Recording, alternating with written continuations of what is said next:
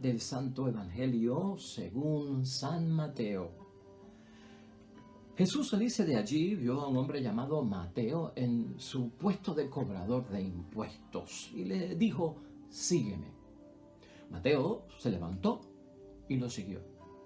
Como Jesús estaba comiendo en casa de Mateo, un buen número de cobradores de impuestos y otra gente pecadora vinieron a sentarse a la mesa con Jesús y sus discípulos. Los fariseos, al ver esto, decían a los discípulos: ¿cómo es que su maestro come con cobradores de impuestos y pecadores? Jesús los oyó y les dijo: no es la gente sana la que necesita médicos, sino los enfermos. Vayan y aprendan lo que significa esta palabra de Dios: me gusta la misericordia más que las ofrendas. Pues no he venido a llamar a los justos, sino a los pecadores. Lo proclamado, hermanos y hermanas, es palabra del Señor. Gloria a ti, Señor Jesús.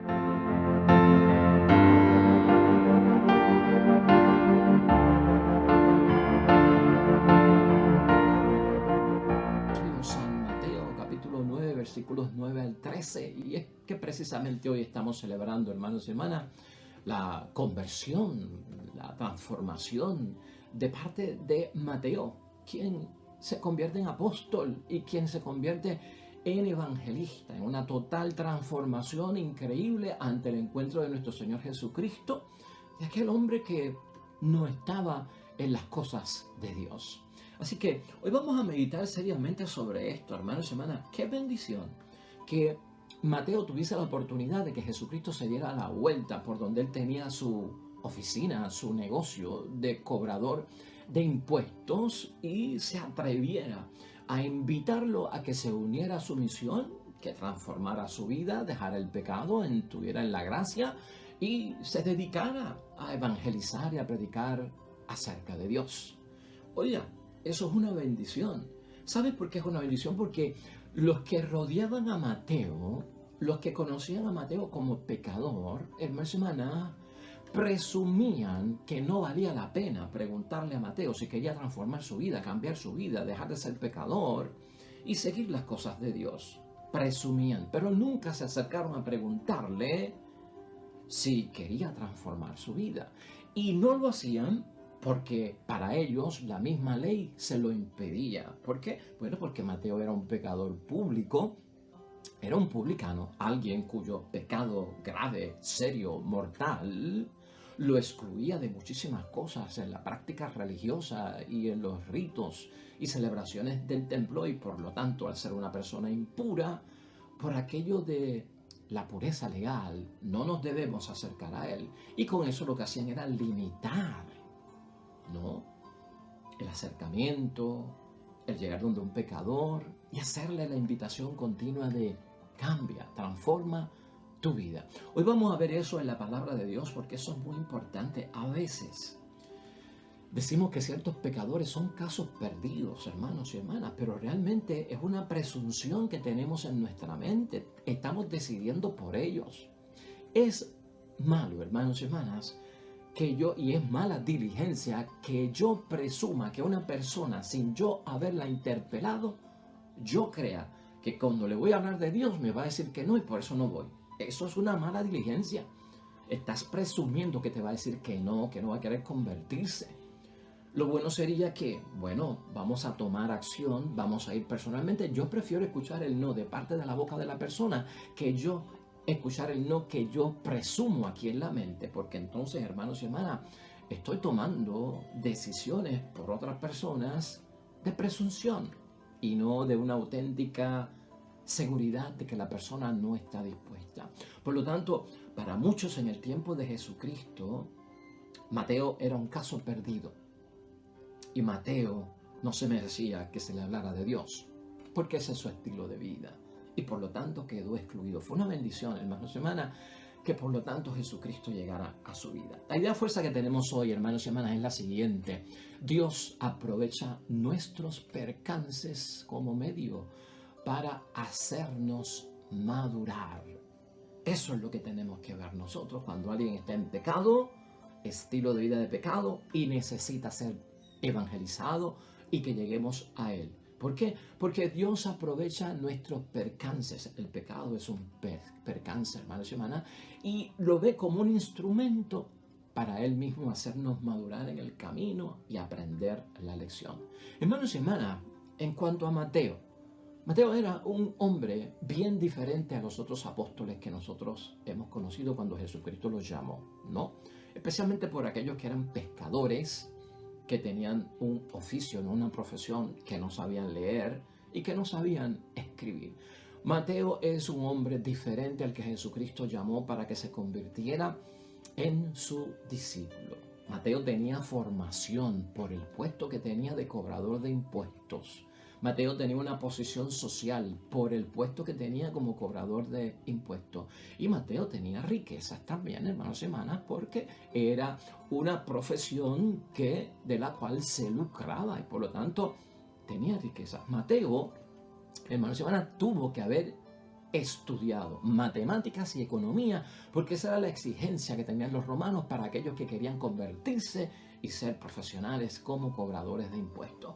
Prácticamente es como algo de contabilidad, hermanos y hermanas, de administración económica. En eso era que estaba metido Mateo. Y para poder cobrar los impuestos tenía que pasar por todo eso. Mateo sabía leer y Mateo sabía escribir, hermanos y hermanas. Ese tipo de trabajo que tenía Mateo, dándote una introducción acerca de él. Hermanos y hermanas, Mateo, como muchos cobradores de impuestos, pues les concedían y los autorizaban que le pusiera precios a los alimentos, como el trigo, le ponían precio al trigo, le ponían precio al vino y también le ponían precio a los peces que se iban a vender. De hecho, esa pudo haber sido una de las razones por la cual Jesucristo llegó a donde Mateo. Pues porque habían pescadores ya con nuestro Señor Jesucristo, a quien Jesucristo había invitado a ser discípulos, estaban con él. Y probablemente llevaban peces donde Mateo para que les pusiera precio de venta. Y por lo tanto ahí tuvo que haberse encontrado pues Jesucristo con Mateo. Y también, hermanos y hermanas, ponían precio a las cosas valiosas, como las perlas preciosas. Mira el ambiente donde está Mateo metido, hermanos y hermanas. Para todo el mundo, Mateo estaba metido en un pecado mortal. Mateo estaba metido en la impureza. Mateo estaba excluido, lamentablemente, hermanos y hermanas. Esa es la vida de Mateo en el momento en que Jesucristo, nuestro Señor, lo encuentra.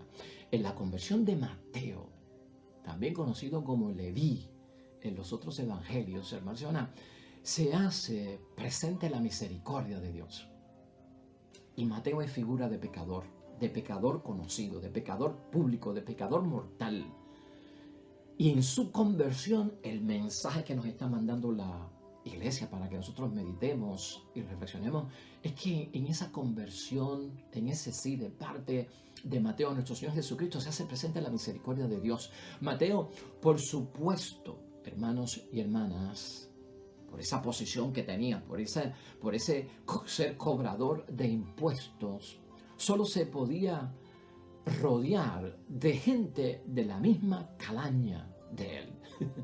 Pues porque como era un pecador público, tenía que rodearse con otros pecadores públicos porque no le estaba permitido rodearse con la gente que estaba limpia delante de Dios y que estaban bien en las cosas del templo o en las cosas de la sinagoga. Así que estaba metido dentro de más pecados, con más pecadores. Ese era su mundo y ahí era que vivía, existía y se movía Mateo. Mateo, hermanos y hermanas, de acuerdo a los tiempos de nuestro Señor Jesucristo, estaba excluido de la sinagoga. No podía ir a la iglesia. Estaba excluido del templo. No podía ir a la capilla tampoco. La gente religiosa no se mezclaba con él y estaban prohibidos de mezclarse con él por la ley de la pureza legal. Te contaminas, te vuelves impuro si te comunicas con él, hablas con él, lo tocas, vas a su casa, comes en su casa, te hospedas en su casa, es impuro. Por lo tanto, hermanos y hermanas, eso es un signo de que los esfuerzos de transformar la vida de este hombre, del pecado a la gracia, de que este hombre se pudiese arrepentir de su pecado público, de que pudiera convertirse en un hombre nuevo, que pudiera renacer a una vida mejor, de bien. Hermanos y hermanas, nadie, pero por lo menos nadie los practicaba con él. Nadie se acercaba a hablarle de la conversión. Ni los fariseos, ni los maestros de la ley. Para ellos era un caso perdido. Volvemos a eso. Una persona, hermanos y hermanas, que si tú vas a predicarle, estás perdiendo tu tiempo. Invertir alguna ocasión en hacerle cambiar de estilo de vida a una persona como él, caso perdido. Eso no vale la pena. No pierdas tu tiempo. Qué lamentable, ¿verdad, hermanos y hermanas? Y estamos diciendo estas cosas para que tú veas cómo es que Jesucristo supera todo esto. La vida de Mateo, hermanos y hermanas, se desarrollaba a su propia suerte. Porque cuando eso pasa con una persona pecadora, es casi decir a Dios que reparta suerte. Vamos a ver qué le va a pasar, pero él mismo se está buscando lo que le está sucediendo.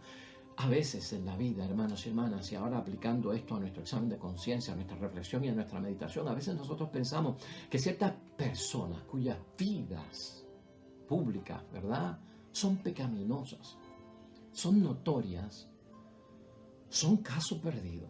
Se nos puede meter en la mente a nosotros eso como evangelizadores, como hijos de Dios, con aquello del amor al prójimo, que hay personas que ciertamente son caso perdido y no vale la pena invertir tiempo en hablarles de Dios. Simplemente no vale la pena predicarle, no vale la pena evangelizarlos. Mira, hermanos y hermanas, una cosa es que un pecador por su propia cuenta ponga o construya limitaciones y barreras, impedimentos para su propia conversión. Eso es una cosa. Y otra cosa es que yo sea el que pongo límites, barreras, condiciones de no alcance para esa persona en torno a que a su conversión, a su cambio de vida, a su volver a la casa del Padre. Una cosa es lo que la persona hace para no escuchar las cosas de Dios y otra cosa es la que yo puedo hacer para que esa persona lamentablemente no escuche las cosas de Dios.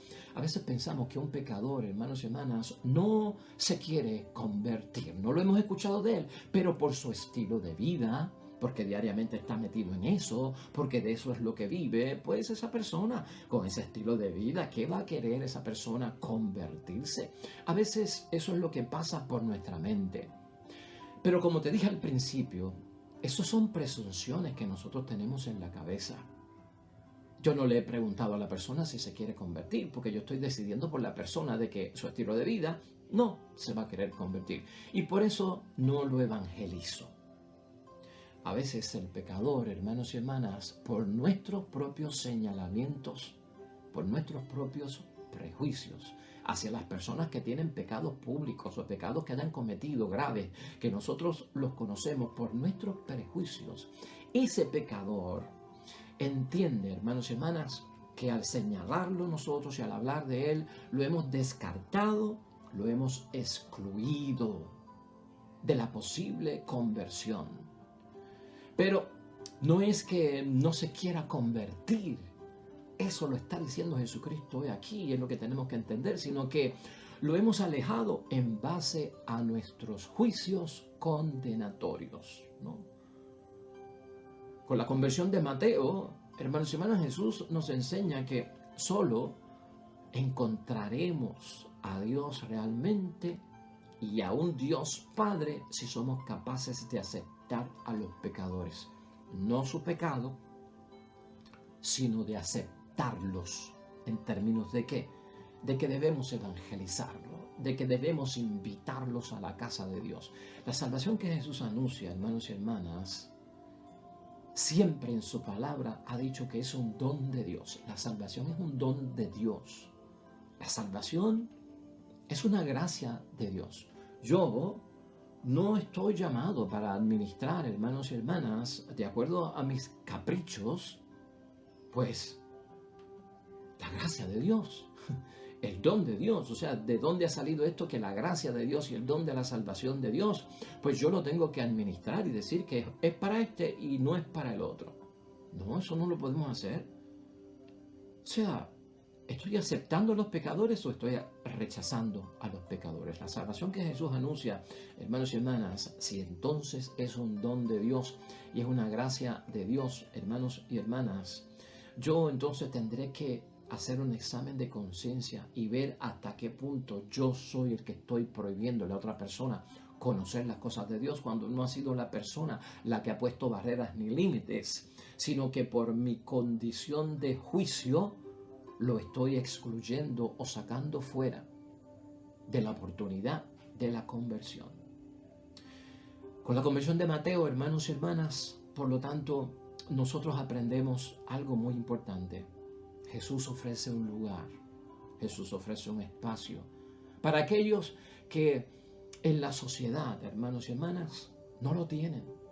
Jesús ofrece un lugar, Jesús ofrece un espacio en la iglesia para aquellos que no lo tienen, por una cierta mentalidad de que la iglesia es para los que están bien, que la iglesia es para los santos.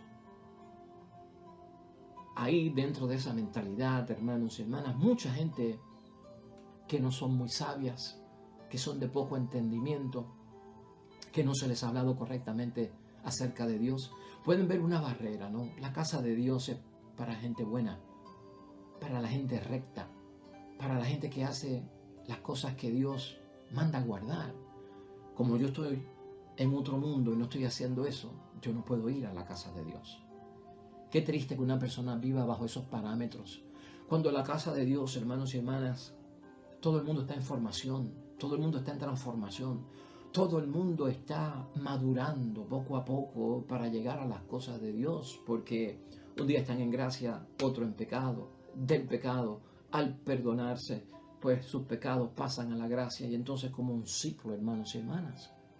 Y en esto hay que ayudar a muchas personas que lamentablemente han visto como la iglesia de Dios para una élite, para un grupo sectario exclusivo de personas que no pecan, que son santos, que son perfectos.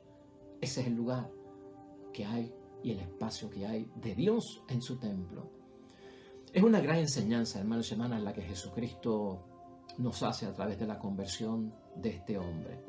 Por eso hay una gente que en el Evangelio de hoy, hermanos y hermanas, le preguntan a Jesucristo una pregunta clave que nosotros debemos de meditar seriamente hoy. Es el versículo 11. Los fariseos, al ver esto, decían a los discípulos: ¿cómo es que su maestro come con cobradores de impuestos y pecadores? O sea, ¿será una crítica esa pregunta? ¿O será que están buscando realmente qué es lo que hay detrás de que Jesucristo vaya a la casa de los pecadores, se reúna con ellos y esté con ellos? Jesús, hermanos y hermanas, aclara que hay un lugar y hay un espacio para ellos. Y por lo tanto eso y todo lo que está haciendo Jesucristo es parte de su misión. Y en eso del lugar y de espacio es lo que yo tengo que entender y lo que Jesucristo me está diciendo hoy, hermanos y hermanas. Hay un lugar y un espacio para la gente sana. Qué bueno que hay gente camino a la santidad, a la perfección, que están pecando menos, que están orando más. Qué bueno. Hay un espacio y un lugar para ellos en nuestra comunidad, asamblea, congregación y hasta en nuestra propia iglesia, hermanos y hermanas. Pero también Jesucristo nos está diciendo que hay un espacio para los que son pecadores. Hay un lugar también para los que no son justos. Hay un lugar para ellos, hermanos y hermanas. Hay un espacio, hay una agenda. Hay que invitarlos, hay que dedicarles tiempos, hay que interpelarlos. Hay que conocerlos en el camino a este tipo de personas. Por lo tanto, Cristo abre ese espacio, hermanos y hermanas, tanto para los buenos como para los que no son buenos. Deben estar en la casa de Dios, porque aquí hay fuentes de bendición y aquí hay fuentes de salvación para cada uno de ellos. Jesús, hermanos y hermanas, ofrece un lugar y un espacio para aquellos que en la sociedad no lo tienen y para aquellos también que en la iglesia no los tienen. Por eso le preguntan a Jesús en ese versículo 11 la siguiente pregunta. Los fariseos, al ver esto, decían a los discípulos: ¿cómo es que su maestro come con cobradores de impuestos y pecadores? Es porque es parte de la misión. Hay un espacio para ellos, hay un lugar para ellos. Jesús aclara que hay un lugar y un espacio para la gente sana, que no necesita médico en la fe. Jesús aclara también, hermanos y hermanas, que hay un lugar y un espacio para la gente que está enferma y que necesitan de un médico. Dice él en el versículo 12 de hoy.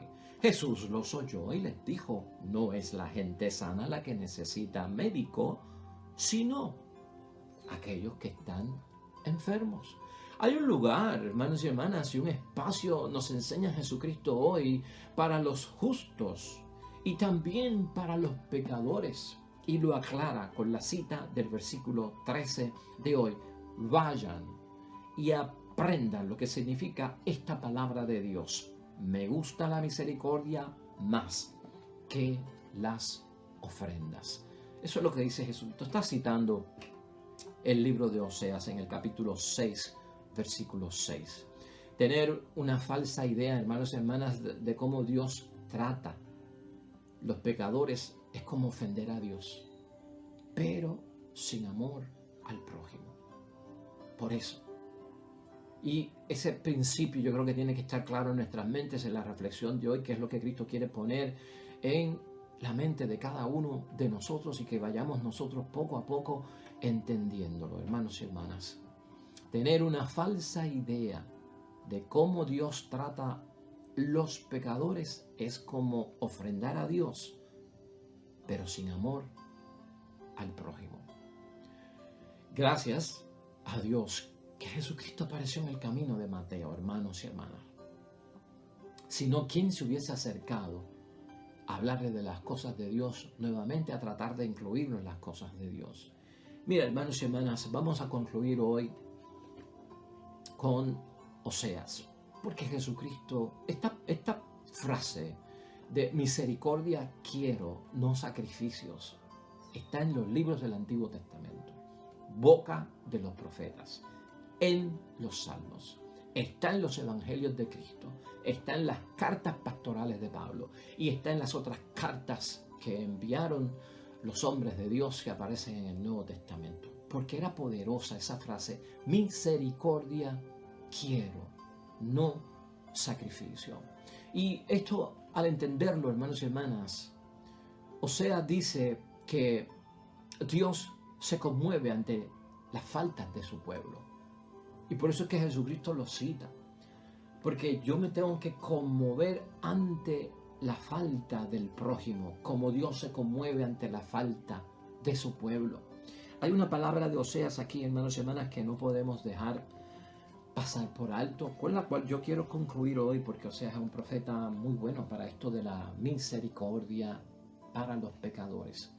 En el libro de Oseas, hermanos y hermanas, en el capítulo 11, versículos 8 al 9, ahí sabemos por qué Jesucristo le dio la oportunidad a Mateo. Porque Jesucristo nos ha dado a nosotros la oportunidad cuando nosotros hemos caído en un pecado mortal. O por qué nos fueron a visitar cuando estuve en pecado, nos fueron a visitar cuando estuve alejado de la iglesia. Mira lo que dice Oseas. ¿Cómo voy a dejarte abandonado? Piensa en eso. Esto es lo que dice Dios, que nosotros tenemos que pensar con un pecador cuya vida pública es notoria y que pensamos que su estilo de vida jamás lo llevará a escuchar la palabra de Dios. Y Dios dice, ¿cómo voy a dejarte abandonado? Pecador. Tú que no has hecho lo que yo digo, ¿cómo te voy a abandonar? ¿Cómo no te voy a rescatar? Son palabras de Dios. ¿Cómo no te voy a rescatar? ¿Será posible que te abandone? Esa es la pregunta que se hace Dios mismo, ¿no? Mi corazón se conmueve. Está hablando Oseas acerca de lo que piensa y siente Dios. Mi corazón se conmueve y se remueve en mis entrañas. Lo toca, le llega, lo siente, nos mira, se fija en nosotros, nos tiene en cuenta. No puedo dejarme llevar por mi indignación. Claro, porque el pecado que has cometido me indigna. Pero yo no me puedo dejar llevar por mi indignación, porque si mi indignación es de castigo, te perderás más todavía. Entonces, Oseas dice, Dios ante el pecador no se deja llevar por la indignación para destruir al pecador. Pues soy Dios y no hombre. Pues soy Dios, que se indigna, pero no se venga. Que se indigna, pero no tiene venganza. Porque la venganza de Dios es contra las tinieblas, es contra Satanás, contra el mal, no contra el ser humano, ¿no? La venganza de Dios es contra el pecado, no contra el pecador. Por lo tanto, Dios es Dios y no es hombre. Él acuerda, yo soy el santo que está en medio de ti. Yo soy el santo que está en medio de ti. Cuando he caído en la desgracia, en el pecado, cuando me he alejado de Dios. No me gusta destruir. Amén y amén, hermanos y hermanas. Ese es nuestro Dios. Así actúa nuestro Dios. Qué importante es tener esto en mente, hermanos y hermanas. Y lo hemos dicho en base a que por lo menos tenemos que pensar sabiamente. Tener una falsa idea de cómo Dios trata a los pecadores es como ofrendar a Dios, hacer un sacrificio, pero yo no tengo amor al prójimo. Oseas, hermanos y hermanas, dice que Dios se conmueve ante la falta de su pueblo. No lo olvidemos. Es un error, hermanos y hermanas, lamentar nuestros errores delante de Dios sin sinceridad. Nos recuerda Oseas. Porque eso no aleja los pecados. Escúchalo bien. ¿Cómo contentamos a Dios, hermanos y hermanas? Nuevamente, ¿cómo hacemos que Dios nos pide? ¿Ofreciendo solamente actos de piedad o con un amor obediente? ¿Qué tendrá más peso para contentar a Dios, para que Dios se agrade con nosotros? ¿Actos de piedad sin amor al prójimo o un amor obediente que ame al prójimo aunque esté en pecado? Ofrecer grandes sacrificios, hermanos y hermanas, nunca superan obedecer lo que Dios pide. Eso lo ha dicho la Escritura y es lo que Jesucristo hoy nos recuerda. La salvación, hermanos y hermanas, es un don de Dios. No lo olvidemos.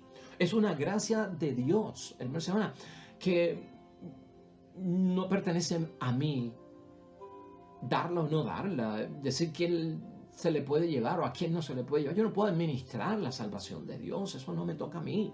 Y mis prejuicios y mis posturas ante ciertas personas, hermanas y hermanas, pueden llevarme a ese grave error y yo tengo que salir de eso, hermanos y hermanas. Ofrecer grandes sacrificios nunca superan ese obedecer lo que Dios pide. Eso es vital. La salvación es un don de Dios, una gracia que no depende de ciertas prácticas religiosas. Y en eso tenemos que transformarnos. Gracias a Jesús, hermanos y hermanas, Mateo pudo cambiar aquella mesa y mostrador donde trabajaba y llevaba a cabo su profesión y era visto como un pecador público. Gracias a que Jesucristo se acerca, transformó esa mesa. Jesucristo lo sacó de esa mesa del pecado, oiga, y lo ha llevado a una mesa que es de justicia. Ven que la otra era una mesa de injusticia y de pecado. Pues Jesucristo lo lleva a una mesa de justicia, hermanos y hermanas. Una mesa de pecadores arrepentidos. Allí es que Cristo está. Allí es que está Jesús, los discípulos, los amigos, cobradores de impuestos de Mateo, que también están al lado de Jesús para salvarse, para sanarse, porque son los enfermos que necesitan médico. Pecadores arrepentidos y transformados en una nueva mesa que agrada a Dios. De hecho, hermanos y hermanas, Mateo significa don de Dios. Eso es lo que significa el nombre de Mateo. Mateo también significa dado por Dios. Se convierte el pecador en un don de Dios para mí. ¿Por qué? Porque tengo la oportunidad de hacer que otra persona conozca lo que yo ya conozco de Dios. Y eso es una bendición y eso es motivo de alegría. Amén y amén, hermanos y hermanas. Pues bien, la palabra de Dios hoy nos presenta el Salmo 18, salmo que lleva por título El Señor es sol de justicia. Y por esa justicia muchos pecadores regresan a la casa del Padre.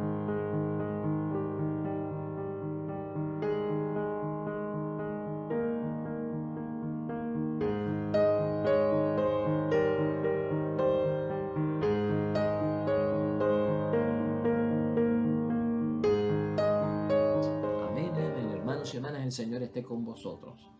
Bendición de Dios Todopoderoso, Padre, Hijo y Espíritu Santo, descienda sobre ustedes y permanezca para siempre. De regreso mañana, nuevo evangelio y meditación de la palabra de Dios. Todo cuanto hagas hoy, junto a los tuyos, que sea en el nombre de Dios para glorificar y honrar su nombre. Te va a ir bonito, pero sobre todo serás bendecido. Nos vemos mañana con el favor de Dios.